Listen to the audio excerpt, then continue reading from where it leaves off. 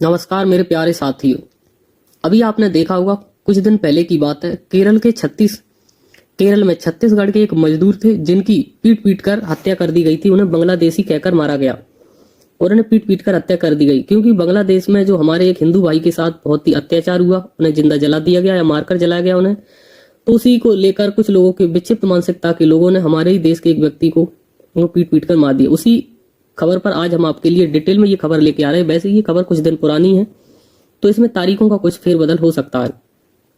वैसे ये घटना जो है काफी न्यूज में रही थी, और इसके बाद एक बरेली में भी घटना हुई थी, जहां पर एक हमारे वाल्मीकि समाज के व्यक्ति थे जिन्हें भी कुछ लोगों ने पीट पीट कर मार दिया था। उस पर भी हम अपनी खबर लेकर आएंगे, और भी कुछ घटनाएं हुई हैं वो हम लेकर आएंगे। तो हमारा इन घटनाओं को लेकर आने का मकसद सिर्फ यही है कि हमारे देश में जो ओबीसी, एससी, एसटी के साथ, दलितों के साथ जो अत्याचार हो रहे हैं, हम उनको बचाएं और उन लोगों को सुरक्षा दें, ना कि हम विदेश में क्या हो रहा है इन चीजों के बारे में ज्यादा चर्चा करें। मानते हैं गलत हुआ है बहुत ज्यादा, लेकिन हमारी सरकार जो भी करेगी वही कर सकती है। हम लोग कुछ ज्यादा नहीं कर सकते। हम बस अपने देश में क्या हो रहा है, जो गलत हो रहा है, उसके लिए आवाज उठाएं और अपने देश में जो लोग हैं उनके प्रति मानवता का व्यवहार लाएं और उनका सम्मान करें, चाहे वो किसी जाति से हो, किसी भी धर्म से हो, ना कि उसे जाति के नाम पर या धर्म के नाम पर पीट पीट कर मार दें।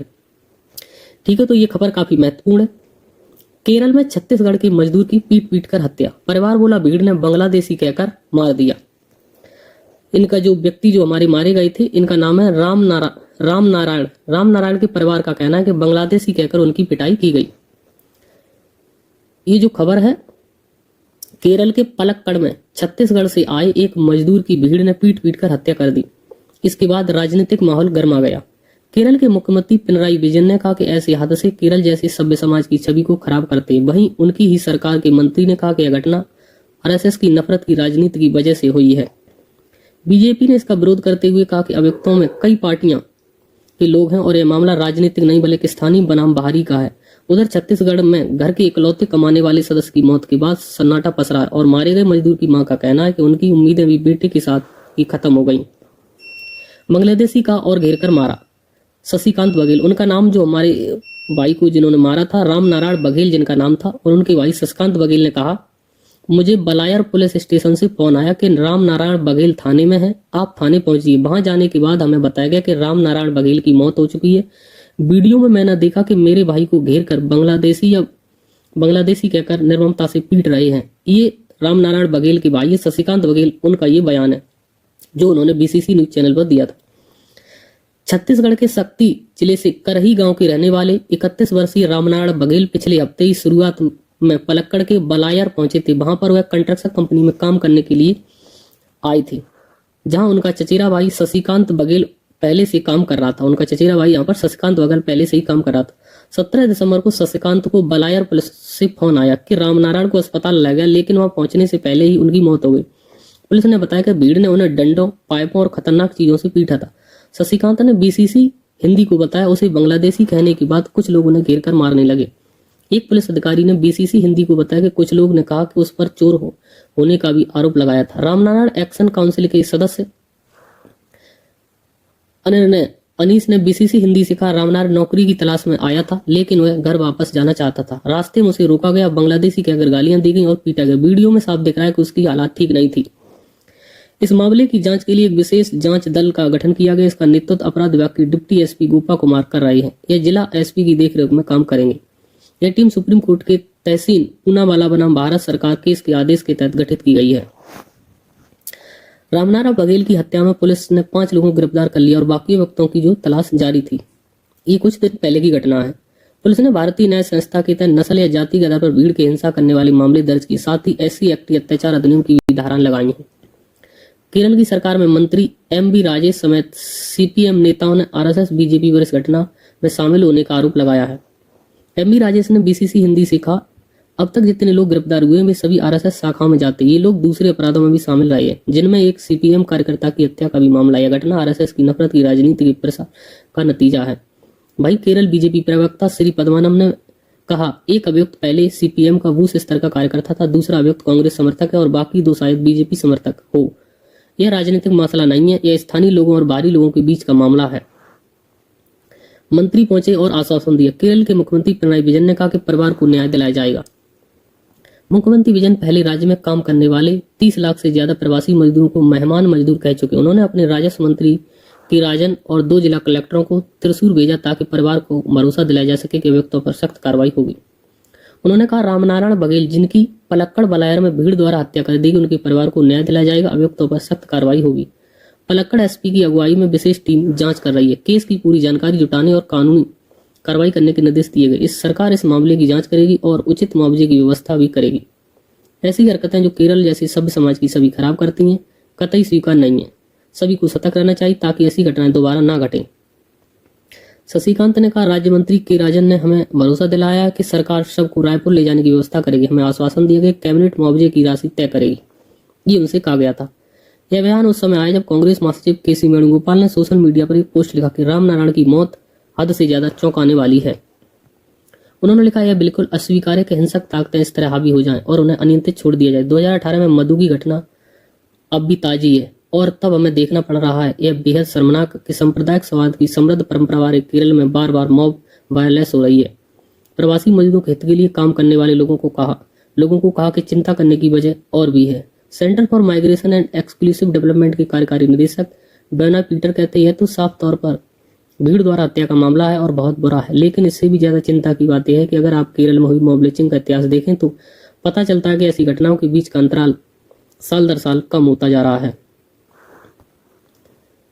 मई 2016 में असम के 30 साल के कैलाश ज्योति बेहरा अपने 3 दोस्तों के साथ कोट्टायम के चिंगबनम पहुंचे थे। भीड़ में वह अपने दोस्तों से अलग हो गए। जब वह अपने दोस्तों को ढूंढ रहे थे, कुछ लोगों ने उन्हें चोर कहा और पीटना शुरू कर दिया। बाद में अभियुक्तों ने उन्हें बांध दिया और लगभग 1 घंटे तक तेज धूप में छोड़ दिया। सूचना पाकर पुलिस मौके पर पहुंची। उन्होंने अस्पताल ले गई, लेकिन उनकी मौत हो गई। यह घटना उस समय की थी जब एर्नाकुलम के पेरम्बूर में एक लॉ छात्रा के साथ बलात्कार उसके साथ हुई, उनकी हत्या कर दी गई थी। उस मामले का अभियुक्त भी एक उत्तर पूर्वी राज्य से था। 2 साल बाद पश्चिम बंगाल के 50 वर्षीय मणिक राय को भी भीड़ ने मुर्गी चुराने के शक में पीट कर मारा, जबकि वह उसे खरीद कर लौट रहे थे। उस मामले में 2 लोगों को गिरफ्तार किया गया। मई 2023 में 31 वर्षीय राजेश माझी की किस्से शेरी में प्लास्टिक पाइप सरीखी चीजों से पीट कर मार दिया गया। आरोप था कि वह एक घर के पास छिपकर घूम रहे थे। तो बहुत सारी घटनाएं जो घटी। लगभग 11 महीने बाद अरुणाचल प्रदेश के 32 वर्षीय अशोक दास को एर्नाकुलम के मोबट्टू पूजा में पीछा करके पीट कर मार डाला। वह 2 महिलाओं से मिलने गया था, जिसमें एक उसके साथ रेस्टोरेंट में काम करती थी। इस मामले में 10 लोगों को गिरफ्तार किया गया था। प्रोग्रेसिव वर्कर ऑर्गेनाइजेशन के जॉर्ज मैथ्यू ने कहा, समस्या सिर्फ भीड़ से पीटने के बाद मौत की नहीं, प्रवासी मजदूरों को नियमित रूप से परेशान किया और पीटा जाता। एक 55 साल की महिला को इसलिए उस घर से निकाल दिया गया क्योंकि उसने अपने साथ के एक प्रवासी मजदूर को पीटे जाने के एक मामले की फोटो खींचने की कोशिश की थी। यह आमतौर पर सब जानते कि केरल के लोग खासकर 21 से 35 साल की उम्र वाले राज्य या देश के बाहर काम करने जाते हैं। 23 से 24 में केरल को मिलने वाला रेमिटेंस विदेश से भेजे गए पैसे 2 लाख करोड़ रुपए था। एक अनुमान के मुताबिक केरल में 30 लाख से अधिक प्रवासी मजदूर काम करते हैं। रामनारायण बघेल छत्तीसगढ़ के करही गांव के रहने वाले थे और उनकी घर बनाने की बहुत ही तमन्ना थी, अपना घर बनाने की।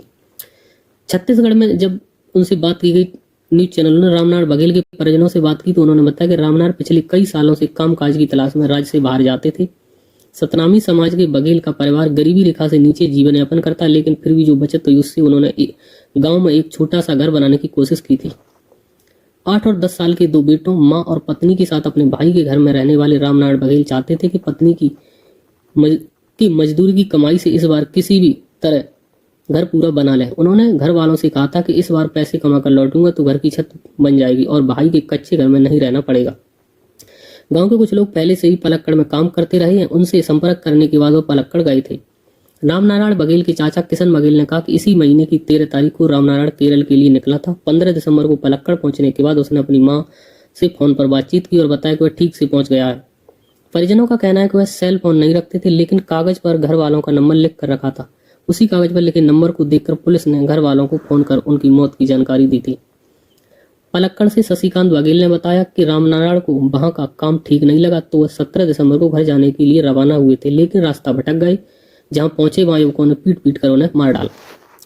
त्रिशूर मेडिकल कॉलेज में रामनारायण का शव लेने पहुंचे शशिकांत बघेल ने कहा, मुझे बलायर पुलिस स्टेशन से फोन आया कि रामनारायण बघेल थाने में, आप थाने पहुंचिए। वहां जाने के बाद हमसे पूरी जानकारी ली गई। उसके बाद हमें बताया गया कि रामनारायण की मौत हो चुकी है। वीडियो में मैंने देखा कि मेरे भाई को घेर कर बांग्लादेशी कहकर निर्ममता से पीट रही है।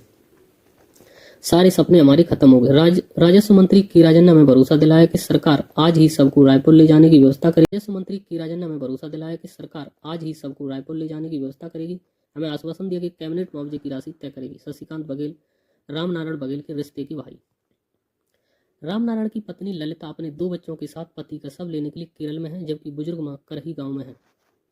रामनारायण बघेल की मां ने पत्रकारों से बातचीत में कहा कि उनकी बेटे की कमाई से ही पूरे घर का गुजारा चलता था। एक और बेटा रायपुर में मजदूरी करता, लेकिन उससे घर का खर्चा पूरा नहीं होता था। उन्होंने कहा कि बेटे की मौत के साथ ही उनके सारे सपने खत्म हो गए। इधर राज्य विधानसभा में नेता प्रतिपक्ष चरणदास महंत ने मुख्यमंत्री विष्णुदेव साय को पत्र लिखकर कहा कि रामनारायण बघेल की केवल संदेह के आधार पर कथित रूप से मॉब लिंचिंग कर निर्मम हत्या कर दी घटना न केवल मानवता को शर्मसार करने वाली, बल्कि देश भर में कार्यरत प्रवासी श्रमिकों की सुरक्षा व्यवस्था को भी गंभीर प्रश्न चिन्ह लगाती है। उन्होंने मुख्यमंत्री के पूरे मामले में हस्तक्षेप करते हुए पीड़ित परिवार को तत्काल सहायता उपलब्ध कराने की मांग की। कांग्रेस पार्टी के प्रवक्ता सुशील आनंद शुक्ला ने कहा कि देश में फैलाई जा रही नफरत का नतीजा ऐसी घटनाओं के रूप में सामने आ रहा है। उन्होंने आरोप लगाया कि सरकार ने अब तक न तो इस मामले को गंभीरता से लिया और न ही केरल सरकार से कोई औपचारिक आपत्ति दर्ज कराई। दूसरी ओर जिले के कलेक्टर ने कहा कि परिजनों और केरल सरकार के संपर्क में फिलहाल सबको छत्तीसगढ़ लाने की तैयारी की जा रही। तो ये घटना कुछ दिन पुरानी थी जो हमने आपको बताई, अभी दिसंबर की थी। ठीक है, तो ये घटना हम इसलिए लेकर आ रहे हैं क्योंकि जो घटनाएं बहुत सारी विदेशों में हुई और हमारे देशों में हो रही हैं SC ST OBC के साथ, हम उनको ध्यान में रखकर अपने देश में अपने लोगों की सुरक्षा करें, ना कि विदेश में जो हम नहीं कर सकते उस पर ज़्यादा न बोलें, जो हम कर सकते उस पर बोलें। अपने देश के लोगों को सुरक्षा दें, सम्मान दें, उनकी इज्जत करना सीखें और जो भी घटनाएं घट रही हैं उनको सरकार लगाम लगाए और अपराधियों को कड़ी से कड़ी सजा दे, जो ऐसी घटनाएं आगे समाज में ना हो। और OBC SC ST के लोग अपने सही तरीके से अपना काम करें, कहीं भी जा करके, कहीं भी रह करके, और किसी गरीब के साथ ऐसी दुर्घटना आगे से ना हो। धन्यवाद। और ये वीडियो आपको कैसी लगी, हमारा ये प्रयास कैसा लगा, हम आपके लिए हमेशा ऐसी वीडियो आगे लाते रहेंगे, ऐसी खबरें। बस आप लोग हमसे जुड़े रहें, हमें सपोर्ट करते रहें और वीडियो को ज़्यादा से ज़्यादा शेयर करते रहें और अपनी राय हमें अवश्य दें। धन्यवाद।